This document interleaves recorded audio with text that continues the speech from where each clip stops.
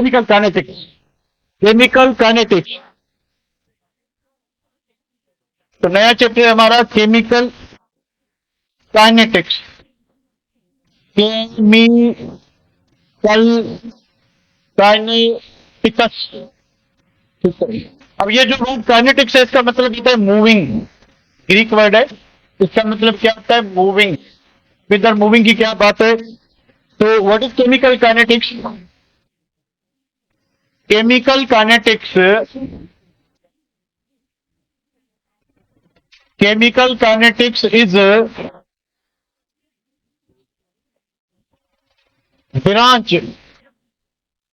branch of chemistry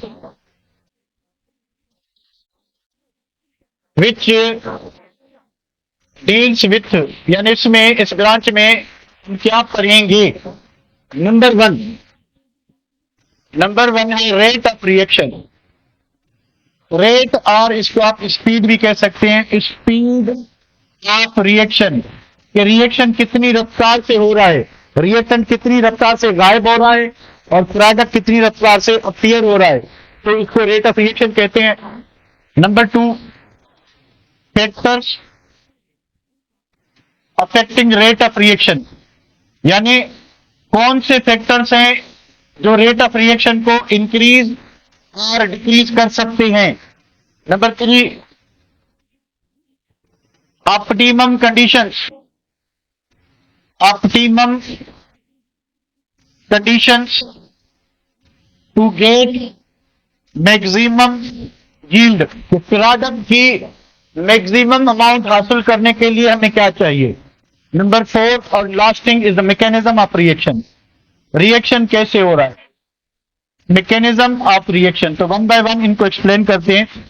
पहली बात है, रेट ऑफ रिएक्शन क्या होता है? What is the rate of reaction?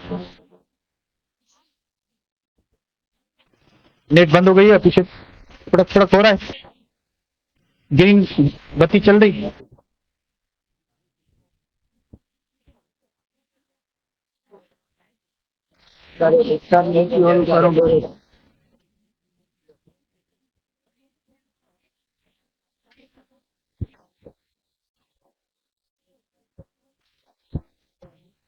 Here it is, black with this.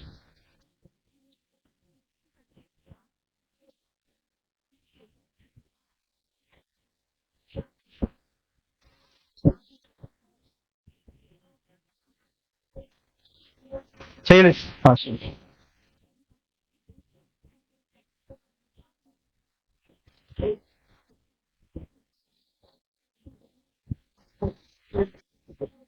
तो वही बात करते हैं जब तक कि नेट आ जाए, ठीक है। तो रेट ऑफ और स्पीड ऑफ रिएक्शन, कोई भी रिएक्शन हो रहा है तो रिएक्शन क्या होता है? गायब होता है।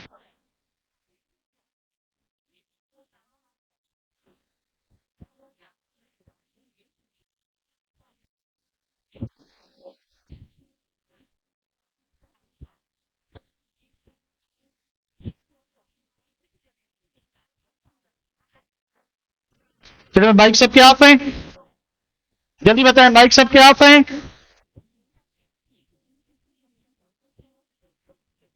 जल्दी बताएं थोड़ा बेटा। ओके, ठीक है बेटा। तो रेट ऑफ रिएक्शन का मतलब ये होता है कि रिएक्शन कितनी स्पीड से हो रहा है। भाई रिएक्टेंट जो है वो खत्म होता जाएगा, अब रिएक्टेंट की कितनी कंसंट्रेशन खत्म हुई। बार बार हम मोल की बात क्यों नहीं करते, कंसंट्रेशन की बात क्यों करते हैं?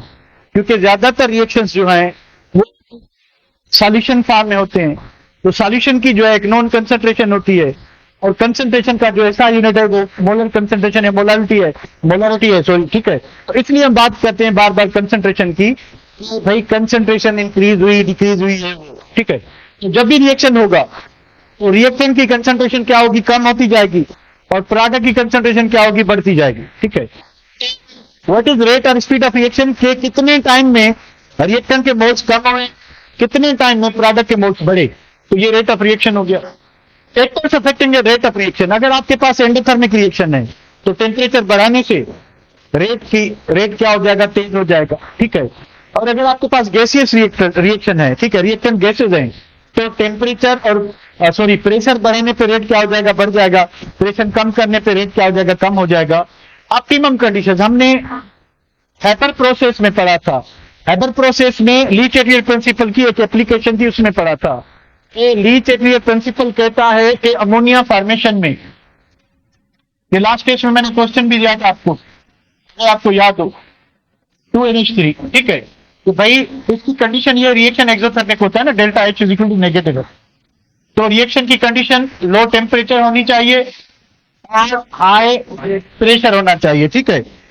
इन दोनों के डिसएडवांटेजेस से अगर आपको याद हो, ठीक है, कि लो टेम्परेचर पे यील्ड तो अच्छी थी, ठीक है, पर रेट क्या था? स्लो था। रेट क्या था? स्लो था। हाई प्रेशर पे क्या था? डेंजर था, खतरा था कि अगर वेरी हाई प्रेशर करते हैं, ठीक है, क्योंकि गैसियस रिएक्टर में प्रेशर बढ़ाते जाएं, पर कितना बढ़ाएं? एक ऑप्टिमम कंडीशन आएगी जिसपे हमें प्रोडक्ट क्या मिलेगी? मैक्सिमम मिलेगी। तो फैक्टर तो ये बताएंगे कि रेट इंक्रीज होगा, कौन से फैक्टर इंक्रीज करेंगे, कौन से डिक्रीज करेंगे, या किस तरह से चेंज करेंगे। कंडीशंस का मतलब ये है कि कितना चेंज करें कि हमें प्रोडक्ट की अमाउंट ज्यादा से ज्यादा मिले। तो ये बात हो गई। What is mechanism? मैकेनिज्म का मतलब है कोई रिएक्टेंट है आपके पास, ठीक है, चले आप बेंजीन वाला रिएक्शन याद कर ले, हेलोजिनेशन। क्या होता है पहले? हेलोजिनेशन रिएक्शन कैसे होता है? पहले भाई कैटलिस्ट जो लेवेस एसिड होता है वो हेलोनियम आयन बनाएगा, पॉजिटिव आयन इलेक्ट्रोफाइल बनाएगा। वो इलेक्ट्रोफाइल बेंजीन रिंग पे अटैक करेगा, फिर बेंजीन रिंग पे जैसे ही वो अटैक करेगा तो एरिनियम आयन बनेगा। फिर अगले स्टेप में क्या होता है कि ये बेस है वो एरिनियम आयन से एक प्रोटॉन लेके बेंजीन की सब्स्टिट्यूटेड प्रोडक्ट बनाता है। यानी रिएक्शन कैसे हो रहा है, कितने स्टेप में हो रहा है, हर स्टेप की डिटेल डिस्क्रिप्शन क्या है, कितने प्रेशर पे होगा, कितने टेम्परेचर पे, कंडीशन कौन सी है, बांड के लिए एनर्जी कितनी चाहिए, ब्रेक करने के लिए बांड बना एनर्जी कितनी रिलीज हुई, ये सारी चीजें किस में होती हैं? मैकेनिज्म में। तो हमारी जो पहली टॉपिक है वो है रेट ऑफ रिएक्शन। इसको हम करते हैं कि what is the rate of reaction, इसको पहले समझते हैं, उसके बाद डेफिनेशन पे आते हैं। रेट और स्पीड ऑफ रिएक्शन क्या होता है? स्पीड ऑफ रिएक्शन एक चीज देखें, हमारे पास एक जनरल रिएक्शन है कि ए रिएक्टेंट है, बी में कन्वर्ट हो रहा है। ए रिएक्टेंट जो है वो क्या हो रहा है? बी में कन्वर्ट हो रहा है, ठीक है। अब क्या चीज है, ये एक्स एक्सिस है, ठीक है, एक्स एक्सिस पे हम लेते हैं, सॉरी वाई एक्सिस है, इस पे कंसंट्रेशन लेते हैं, इस पे क्या लेते हैं? टाइम, वक्त, ठीक है। कंसंट्रेशन की यूनिट जो है आपने क्या लेना है? मोल पर डीएम क्यूब। टाइम आपने सेकंड में लेना, ठीक है बेटा। अब देखेंगे आपको ए जो है वो रिएक्टेंट है, तो जैसे जैसे वक्त गुजरता जाएगा ए की कंसंट्रेशन क्या होगी? कम होगी। यानी रिएक्टेंट की कंसंट्रेशन वक्त गुजरने से, वक्त भाई यहाँ पे क्या था? यहाँ पे कंसंट्रेशन 0, यहाँ पे टाइम 0, ठीक है भाई। 10 सेकेंड, 30 सेकेंड, 90 सेकेंड, 120, 150, 180 सेकेंड, ठीक है। तो जैसे जैसे वक्त गुजरता जा रहा है, ठीक है, तो ए की कंसंट्रेशन आप देखें कि भाई 10 सेकंड पे कितनी थी? इतनी थी। 30 सेकंड पे कितनी हुई? इतनी हुई। तो कंसंट्रेशन आप देखें क्या हो रही है? डिक्रीज हो रही है। 50 सेकंड पे कितनी हो रही है? और डिक्रीज हो गई। 150 पे कितनी है? और डिक्रीज हो गई। 150 पे कितनी है? और डिक्रीज हो गई। तो आप नोट करें जैसे जैसे वक्त गुजर रहा है ए की कंसंट्रेशन क्या हो रही है? कम हो रही है। उसी हिसाब से जैसे जैसे वक्त गुजर रहा है तो बी की कंसंट्रेशन 0 से शुरू होती है और वो क्या होती जाएगी? बढ़ती जाए, वो क्या होती जाएगी? बढ़ती। रिएक्शन खत्म कब होगा? आप हमें कैसे पता चले? ग्राफ में कैसे पता चले? जब कर्व बनना बंद हो जाए। यहाँ पे देखें, यहाँ पे ये कर्व बंद एंट्री दिखाई दे रही है, ठीक है। अगर आपको सीधी लाइन मिलना शुरू हो जाए, ठीक है, आप पता कैसे चले कि कर्व बनना बंद हो गया? आप सीधी लाइन निकाल, ठीक है। यहाँ पे देखें आपको ये डिफरेंस थीटा मिल रहा है, जैसे ही ये सीधा इधर आके इधर सीधा बन गया, इस स्टेप हम क्या कहेंगे? एट दिस स्टेप रिएक्शन क्या हो गया? कंप्लीट हो गया। रिएक्शन आपका कंप्लीट हो गया, ठीक है। तो कहां पे पता चलता है? जब आपकी जो स्टिफनेस है यानी वो जो कर्व है बनना बंद हो जाए, अब स्ट्रेट लाइन जा रही है, वक्त गुजर रहा है तो कर्व नहीं आ रहा, यानी रिएक्शन पूरा होती है, रिएक्टेंट की पूरी अमाउंट प्रोडक्ट में कन्वर्ट हो चुकी है, ठीक है बेटा। अच्छा, तो इसको डिफाइन कैसे करेंगे? अब देखिए, एक जनरल डेफिनेशन है, तो डेफिनेशन जो पहली होगी वो ये है कि change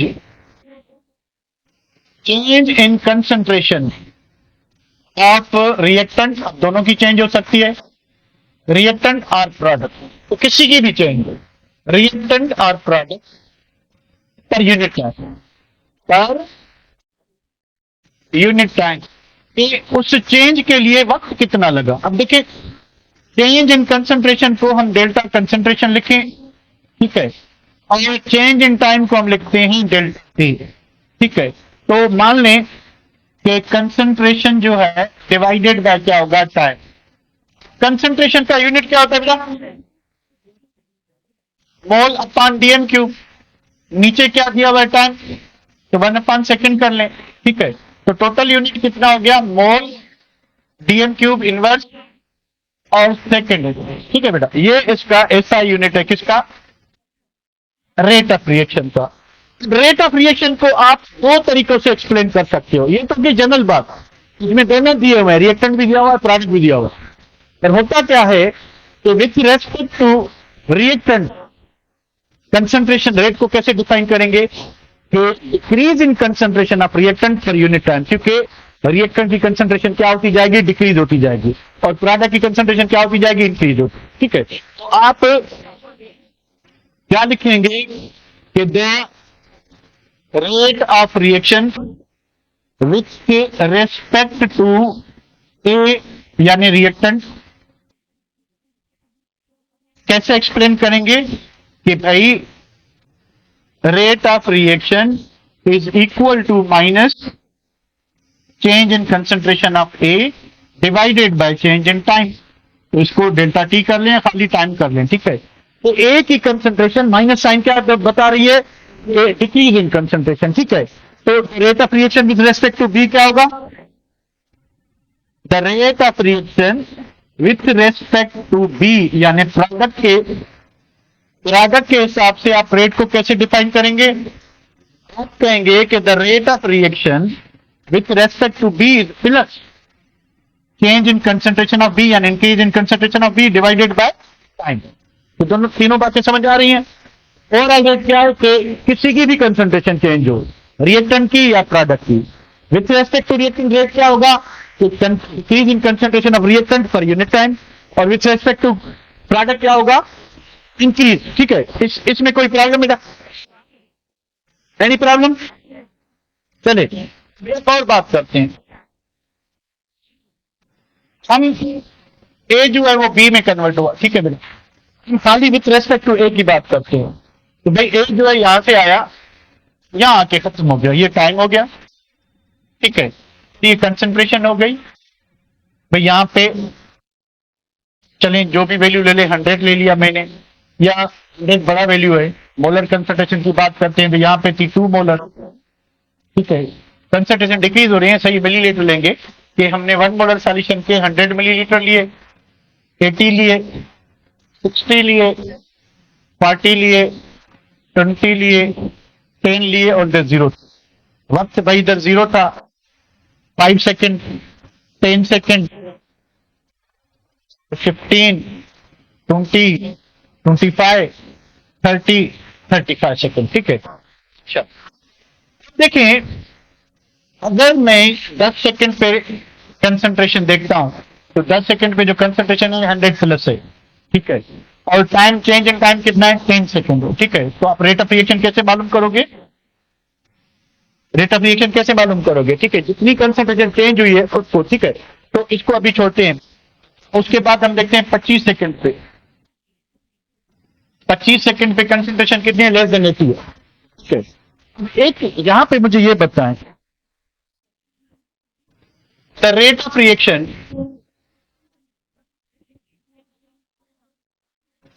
can be same at 2 different time intervals। ये बात सही है कि गलत है, एक चीज ध्यान में रखनी है, वो क्या, वो आपको कि rate of reaction is directly proportional to concentration. Concentration ज्यादा होगी रेट ज्यादा होगा, फास्ट होगा, कंसंट्रेशन कम होगी रेट कम होगा, ठीक है। अब आप बात करते हैं एक 5 सेकेंड डिफरेंट टाइम इंटरवल से with respect to this के 5 seconds and 10 seconds क्या इन दोनों इंटरवल पे रेट सेम होगा? भाई 5 सेकंड पे कंसंट्रेशन 100 प्लस है और 25 अदर सेकंड आप 25 ले लो, ठीक है, 25 पे लेस देन 80 है और रेट किस पे डिपेंड करता है? कंसंट्रेशन पे। कितनी ज्यादा होगी रेट फास्ट होगा। तो क्या समझते हो, रेट दोनों time different time interval rate same होगा कि डिफरेंट होगा? तो हम क्या लिखेंगे, rate of reaction can't be same at two different time intervals, क्योंकि टाइम अगर डिफरेंट होगा तो वक्त गुजरने से रिएक्टेंट की कंसंट्रेशन कंटिन्यूअसली कम होती जाएगी, तो रेट भी क्या होगा? कम होता है। तो कम होता जाएगा मतलब क्या हुआ कि अगर दो डिफरेंट टाइम इंटरवल्स होंगे तो रेट कभी भी सेम नहीं होगा, ठीक है। तो दूसरी बात क्या, the rate of reaction decreases continuously. Continuously rate जो है वो क्या होता जाएगा? डिक्रीज होता जाएगा विथ पैसेज ऑफ टाइम। वक्त गुजरने के साथ साथ रेट या स्पीड ऑफ रिएक्शन जो है वो डिक्रीज होता जाएगा। क्यों? क्योंकि रिएक्शन की कंसंट्रेशन वक्त गुजरने के साथ कम होती जाएगी, कम होती जाएगी, कम होती जाएगी। ये बात समझ रहे मेरा? अच्छा, उसके बाद अब देखिए, अगर आप इस पॉइंट से, ये जो आपके पास कौन सा पर्पल कलर है या पिंक कलर है, ठीक है, इस पॉइंट से यानी ओवरऑल जो रेट है, ठीक है, यानी while moving from pink to pink, इसके लिए आप टर्म क्या यूज करोगे? आप overall rate of reaction term use करो, ठीक है। क्या चीज है कि भाई हमारे पास जो है हमें सिर्फ इस सिंगल पॉइंट पे रेट चाहिए, सिंगल पॉइंट पे, यानी हमें ग्रीन पॉइंट पे जो रेट चाहिए एक सिंगल पॉइंट पे, उसको आप क्या कहोगे? उसको आप कहोगे वेलोसिटी ऑफ रिएक्शन। इसको आप क्या कहोगे? वेलोसिटी ऑफ रिएक्शन, ठीक है। और हमें क्या चाहिए कि एक रेट हमने लिया किधर? एक हमने लिया 10 सेकंड पे, एक लिया 25 सेकंड पे, यानी ये 10 सेकंड और ये 25 सेकंड पे हमने रेट लिया, ठीक है। मान लें कि यहां पे जो रिएक्शन रेट ऑफ डिसअपियरेंस है वो 2 मोल पर डीएम क्यूब पर सेकंड है, और इस इंटरवल पे जो रेट है वो 0.5 मोल पर डीएम क्यूब पर जो है क्या है आपका सेकंड है, ठीक है। क्या दोनों टाइम इंटरवल पे रेट सेम है? ठीक है। While moving from 10 to 25 second, 10 से लेके 25 सेकेंड तक एवरेज रेट क्या रहेगा? वो हम क्या करेंगे कि दोनों की एवरेज लेंगे। दोनों की क्या लेंगे? एवरेज, यानी rate of reaction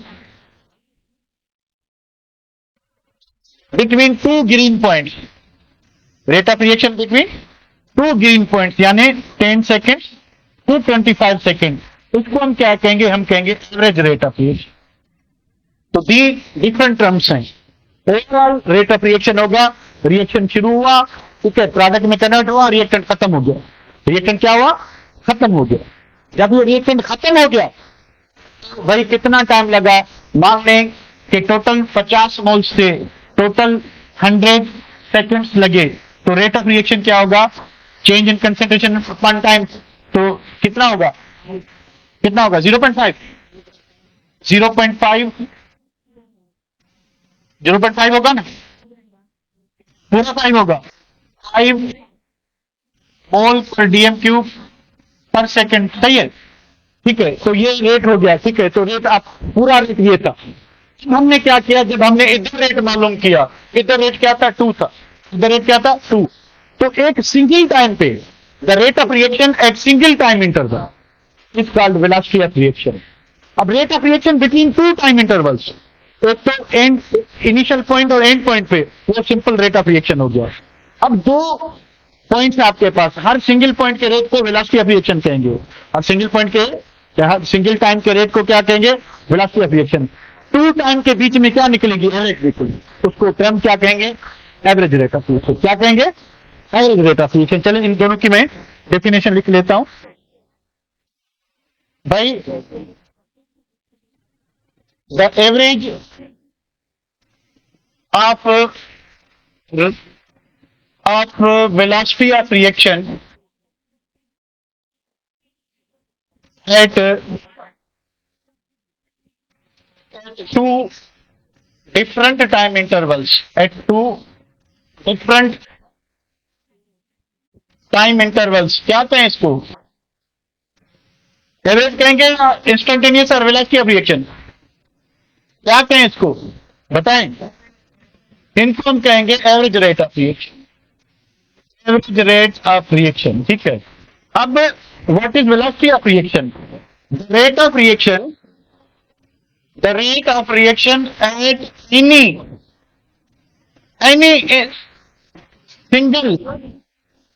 single time interval, single time interval. आप दो वर्ड में आप इसको क्या कहेंगे, at any particular instant, at any particular instant, यानी किसी भी वक्त सिंगल टाइम इंटरवल पे जो रेट होगा, इस पॉइंट इसको हम क्या कहते हैं, इसको दो चीजों कहते हैं, एक velocity of reaction, velocity of reaction कहते हैं, और इसको इंस्टेंटेनियस रेट कहते हैं, इंस्टेंटेनियस रेट कहते हैं, ठीक है ना। तो दो चीजें हैं वेलोसिटी ऑफ रिएक्शन में, कि रेट ऑफ रिएक्शन एक ही टाइम इंटरवल पे, यानी आप बीच में वाइल रिएक्शन हो रहा है, इस वक्त जो आप बात कर रहे हैं 10 सेकंड पे सिंगल टाइम जो रेट होगा उसको हम क्या कहेंगे, वेलोसिटी। वेलोसिटी ऑफ रिएक्शन कैसे मालूम करते हैं ये भी हम करते हैं, ठीक है। एक टाइम इंटरवल पे आप रेट कैसे मालूम करेंगे, उसके लिए आपको tan थीटा का वैल्यू आना चाहिए, वो मैं आपको सिखाता हूं कैसे करते हैं, भी हम आगे बढ़ते हैं, ठीक है। तो what is the rate at any single time interval, इसको क्या कहेंगे, वेलोसिटी ऑफ रिएक्शन। तो वेलोसिटी ऑफ रिएक्शन को रिप्रेजेंट कैसे करते हैं, it is represented by dx over dt। Now what is dx, और dx क्यों लिख रहे हैं, तो इधर देखिए जरा, क्या इस वक्त पे पूरी रिएक्टेंट की कंसंट्रेशन गायब हो चुकी है या थोड़ी चेंज हुई है, तो dx means small change in concentration, dx means small change, तो dx means small change in concentration. तो स्मॉल चेंज इन कंसंट्रेशन के लिए टाइम कितना लगा, तो time taking for this small change, उसको आप क्या कहोगे, वेलोसिटी ऑफ रिएक्शन, उसको आप क्या कहोगे, वेलोसिटी ऑफ रिएक्शन कहोगे, ठीक है। और किसी भी रिएक्शन के लिए, फॉर एग्जांपल ए बी में कन्वर्ट हो रहा है, तो वेलोसिटी ऑफ रिएक्शन क्या होगा, directly proportional to concentration of A. B के डायरेक्टली प्रोपोर्शनल होगा नहीं, रेट किसी रिवर्सिबल रिएक्शन है, खाली किधर जाएगा, फॉरवर्ड डायरेक्शन में, तो रेट डायरेक्टली प्रोपोर्शनल है कंसंट्रेशन ऑफ ए के। छोटी सी बात करते हैं और, तो भाई रेट इक्वेशन क्या होती है, रेट लॉ क्या होता है, रेट कांस्टेंट क्या होता है, रेट इक्वेशन या इसको रेट एक्सप्रेशन भी कहते हैं, रेट लॉ, रेट कांस्टेंट,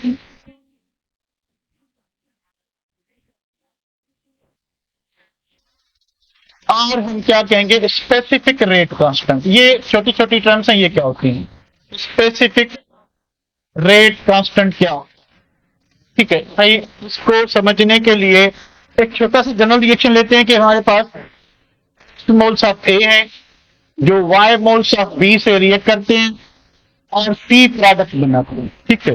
तो according to law of mass action, according to law of mass action, law of mass action क्या कहता है कि रेट और वेलोसिटी ऑफ रिएक्शन किसके बराबर होगा, dx over dt is directly proportional to concentration of A power x and B power y। Proportionality खत्म करेंगे तो कांस्टेंट आ जाएगा dx over dt equals to k A power x B power y। इस equation को हम कहते हैं रेट इक्वेशन, ठीक है। इस इक्वेशन, ये जो इक्वेशन है इस कॉल्ड रेट इक्वेशन कहें, एक्सप्रेशन कहें, दोनों सेम चीज है, rate equation and k is called rate constant and k is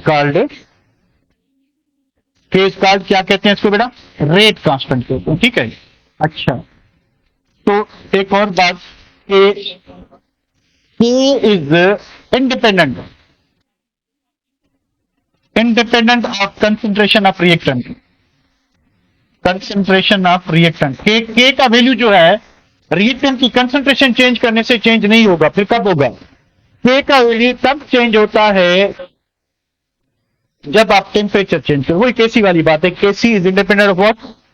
concentration, और it depends upon what? Temperature. एक इक्वेशन है जिसको आरएनएस इक्वेशन कहते हैं, उसके थ्रू टेम्परेचर कैसे मालूम करते हैं। अब हमारा एरिया इतना स्टैंडर्ड नहीं है तो हम सिंपली मैं आपको बताता हूं कि के जो रेट कांस्टेंट है उसका वैल्यू टेम्परेचर चेंज करने से चेंज होगा, पर कंसंट्रेशन चेंज करने से चेंज नहीं होगा। क्यों नहीं होगा? मैं आपको एग्जांपल बताता हूं। ठीक है, के इंडिपेंडेंट ऑफ कंसंट्रेशन बट के varies with temperature.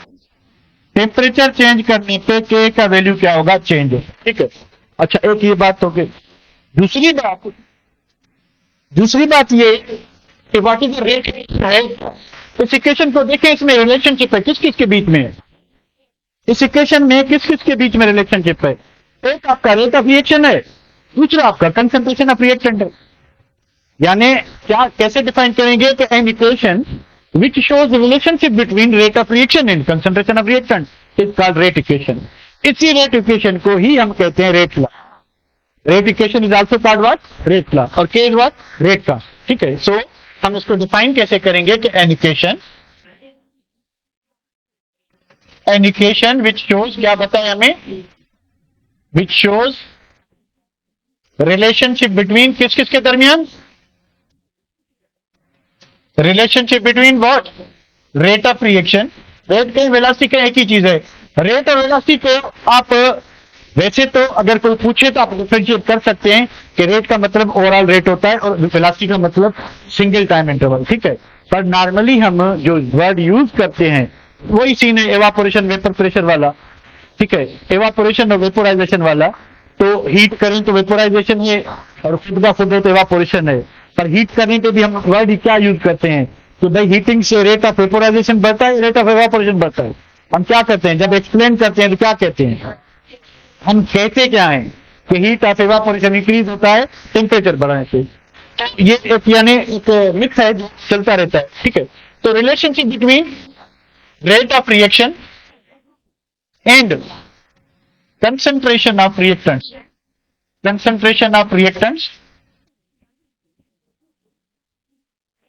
raised some power over power।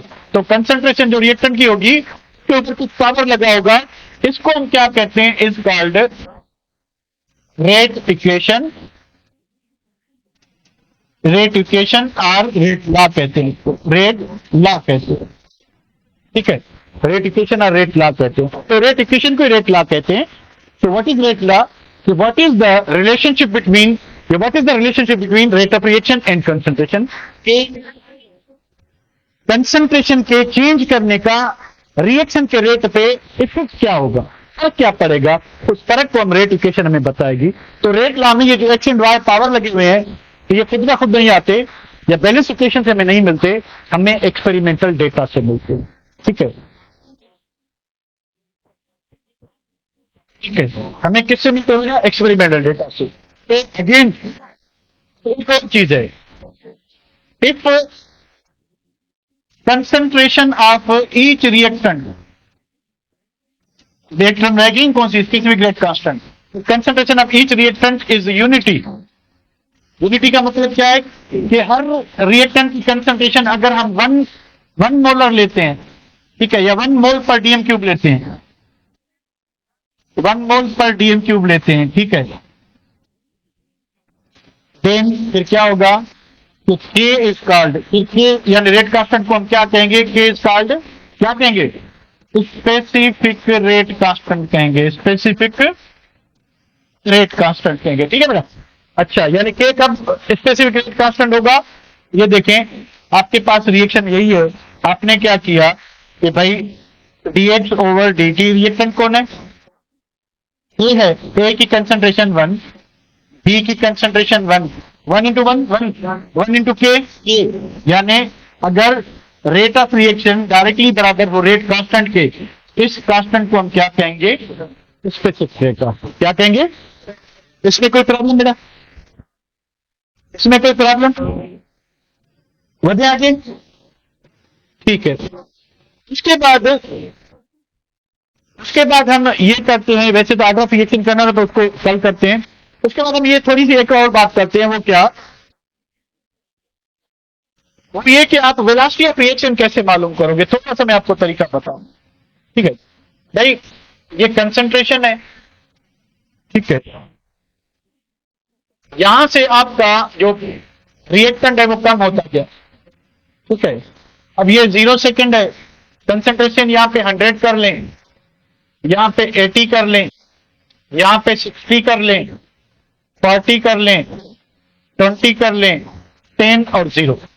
Time यहां पे जो है 5, 10, 15, 20, 25, 30, 35 और 40 कर लो, ठीक है।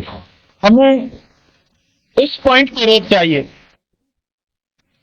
किस पॉइंट पे? इस पॉइंट पे रेट चाहिए। मान लें इधर टाइम कितना है? 20 सेकेंड। हमें क्या चाहिए? 20 सेकेंड पे रेट चाहिए, ओवरऑल नहीं। ओवरऑल का तो पता चलेगा रिएक्शन पूरा हो गया भाई। कब पूरा हुआ? स्टार्ट कब किया था? मोल कितने थे? जितना टाइम लगा उसे डिवाइड करके ओवरऑल मिलेगा। आपको इस टाइम पे रेट चाहिए तो फिर कैसे लोगे? फिर आप क्या करोगे? टाइम थीटा मालूम करोगे। कैसे? इसको इधर लाइन जरा, लाइन को, ठीक है। अच्छा, और ये आप क्या करोगे? पहले एक डायगोनल लाइन ड्रा करोगे, ठीक है। एक सेकेंड, आप एक लाइन ड्रा करोगे। लाइन ड्रा हो गई। लाइन ड्रा होने के बाद आप क्या करोगे? यहां पे ट्रायंगल बनाओगे। थोड़ा उल्टा बन गया, सीधा करता हूं मैं इसको।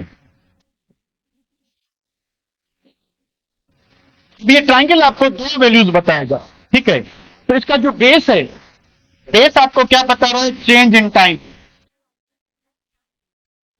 तो यहां से लेकर यहां पे कितना टाइम है और यहां पे कितना टाइम है, ये चेंज इन टाइम है, ठीक है। अच्छा, और आपको ये परपेंडिकुलर क्या बता रहा है? आपको चेंज इन कंसंट्रेशन बता। चेंज इन यानी यहां पे कंसंट्रेशन कितनी थी, यहां पे कितनी थी। इन वैल्यूज को यूज करके हम क्या कर सकते हैं? वेलोसिटी ऑफ रिएक्शन मालूम कर सकते हैं। अज्यूम करें 100 से थोड़ी कम है, कितनी लें? 95 लें, यानी dx over dt equals to हम लेते हैं 90, ठीक है। अच्छा, इधर 90 लिया हमने, ठीक है। तो चेंज इन कंसंट्रेशन बता रहे हैं, माइनस क्या लें? इधर कितनी है? 40। तो चेंज इन कंसंट्रेशन कितनी हुई बेटा? 50 हुई। अब चेंज इन टाइम लें। इस पॉइंट पे टाइम कितना है? 12 लें, ठीक है। 12 माइनस इस पॉइंट पे टाइम कितना है? 82 करें, ठीक है। 32, ठीक है। डिफरेंस क्या होगा? 20 डिवाइडेड बाय 20 करो। सही है, फाइनल से काट करें, ठीक है। तो इनिशियल टाइम जो है आपका, फाइनल से क्या करेंगे? माइनस करेंगे। तो 32 माइनस क्या होगा? 12, ठीक है। वैल्यू क्या है? 50। आपको रफ्तार मिल जाएगी। आप क्या करोगे? 0 0 खत्म हो गया। रेट क्या होगा? 2.5 मोल पर डीएम क्यूब, ठीक है। तो ये एंगल ऑफ टेन थीटा जो है आप यूज करके, यानी आपको क्या चाहिए? आपको 2 वैल्यूज चाहिए। आपको कौन सी वैल्यू चाहिए?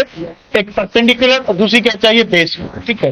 परपेंडिकुलर आपको ये जो हाइट है इससे मिल जाएगी, और बेस आपको जो चेंज इन टाइम देगा, ये चेंज इन कंसंट्रेशन देगा। मिड पॉइंट पे लाइन लगा के जहां जहां पे करके उसको इक्वल अमाउंट में ऊपर और नीचे एक डायगोनल लाइन बनाओगे और उसका एक ट्रायंगल बना दो, ठीक है बेटा। चलिए, इसके साथ ही आज का काम पूरा कर दे। इसमें कोई प्रॉब्लम बेटा? कल हम करेंगे ऑर्डर ऑफ रिएक्शन, ठीक है। और ऑर्डर ऑफ रिएक्शन को कल पूरा करेंगे तो जितना भी हुआ, ठीक है।